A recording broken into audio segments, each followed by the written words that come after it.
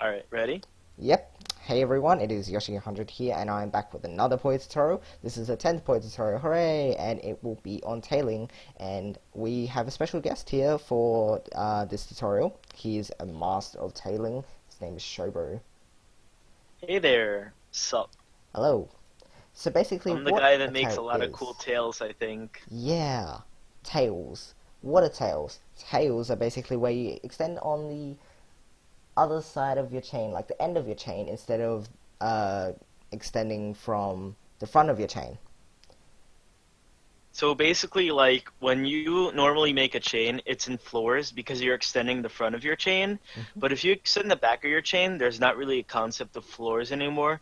You're just working with the back end of your chain and the height differences with it to get an extra few chains when all of it resolves. Hmm. And I'll show, like, an example of this when I build GTR. Okie dokie, let's get right into this.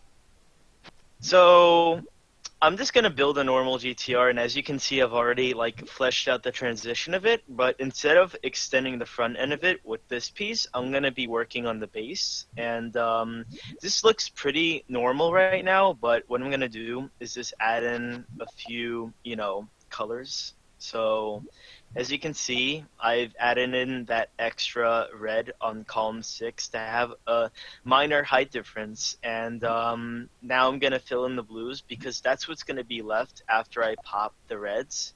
And then after that, I'm going to have one yellow and two greens left. So obviously, the good way to connect this is to put greens in columns 4 and 5, and that would basically be my tail. Hmm. I could probably do something with the red if I get good colors, but it doesn't seem like RNG wants to cooperate at this moment. Yeah. Oh well.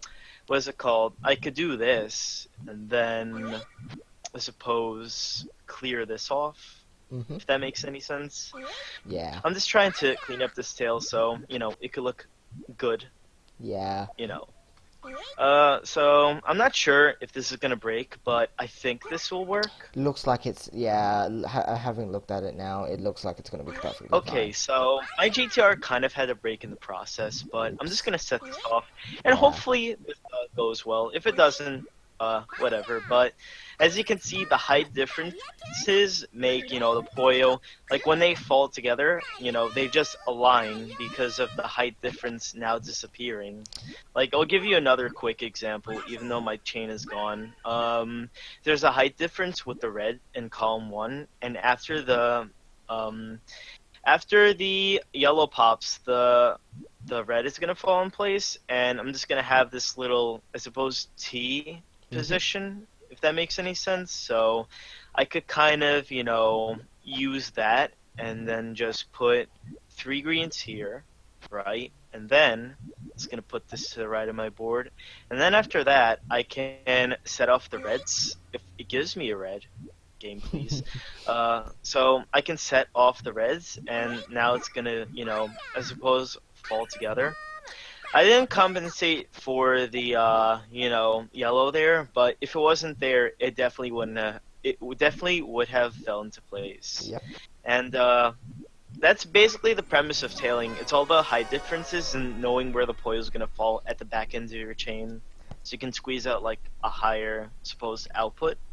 Exactly. And it's There very... are Oh, there Oh. are like certain patterns to do like tails. Like you'll see people do like things like avalanche, and then like the special forms like Sagat special, Tom Hmm. special. All the specials. Those are good formulas and all, but like in the end, once you practice those and you take into consideration the fact that height differences exist between the Puyo, you'll be able to come up with stuff yourself and kind of mix those forms in. Exactly. Tailing is basically just being creative, and you have to have a strong understanding of how the Poyos fall at this point to be able to make these tails, and that's why the height difference thing comes in. Because if they collide with each other, you're going to have color conflict, which I'll go into more detail in another video. I should have that one soon. But basically, if they all fall with each other, you end up with a power chain, as explained in the previous video. But anyway, here we go. So I'm gonna build another tail, and I'm not really using a specific style of tail. I'm just going off the concept that these things will align once I've popped them correctly. Right. So right now, once I clear the blues, then the reds are gonna pop, and now the greens are gonna pop because I just added that in. Right now, I should put this here, and then once the greens pop, the blues are gonna fall into place. Actually, will they fall into place? No, they won't. The reason why I cleared that out is because it wouldn't really work. It would kind of like be skewed by one. So what I need to do here is I need to put two more yellows in column 6 to make that pop. And then I'm going to have two blues remaining in columns 4 and 5. So because of that, I should put two blues in column 6. And when you think about what's missing from your chain, it can be really beneficial because not only is it a valid way to make sure everything in your chain works, but it's also a really good way to tail. And as soon as I get this yellow that I need, I'm going to show you what I mean.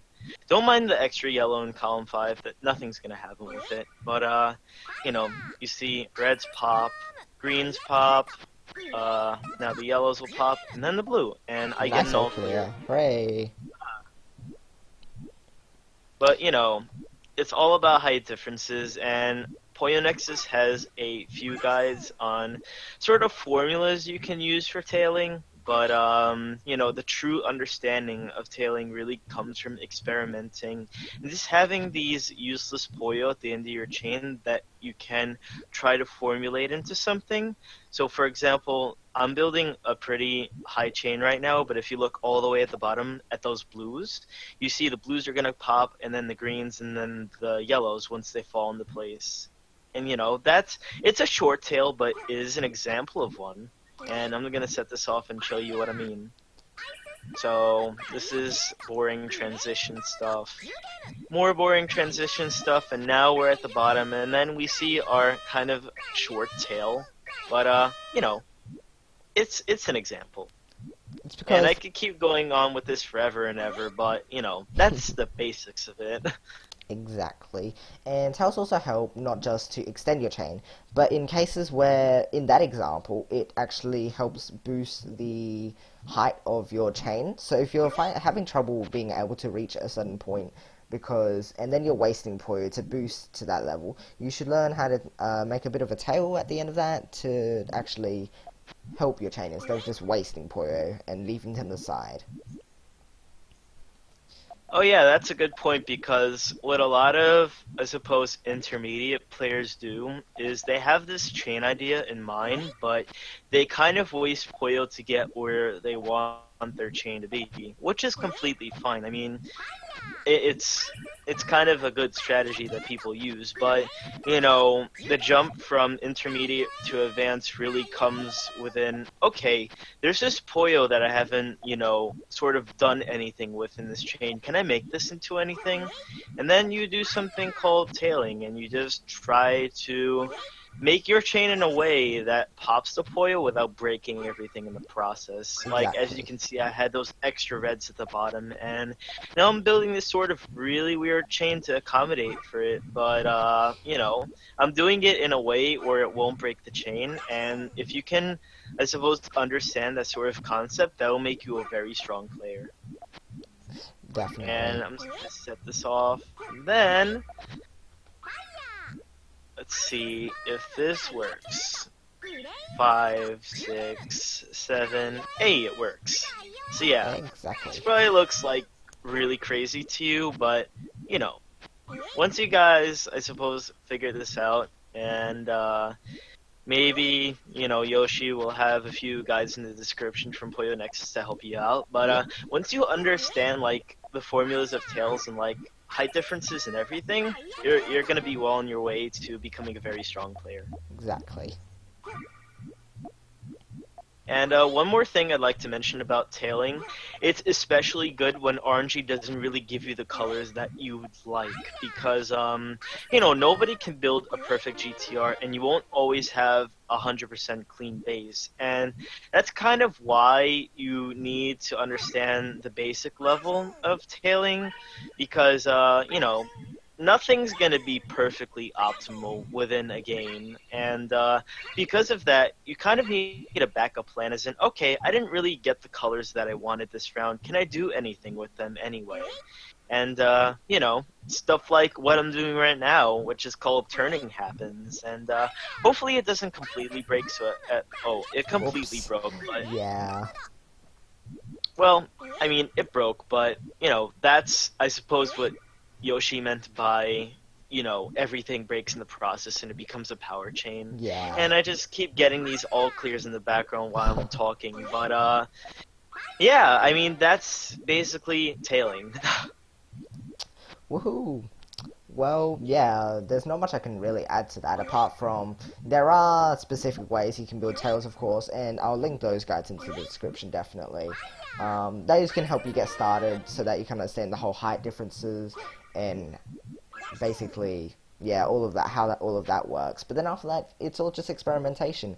Try to do this, try to do that. It can be whatever you want, really. It's infinite possibilities if you know. That's practically basically how it works, right?